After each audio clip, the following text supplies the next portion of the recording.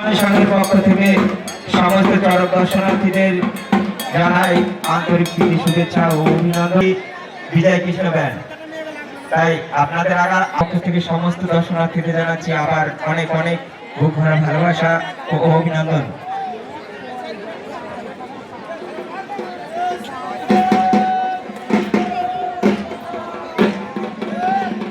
যখন চরক গাছ ঘুরবে সমস্ত মা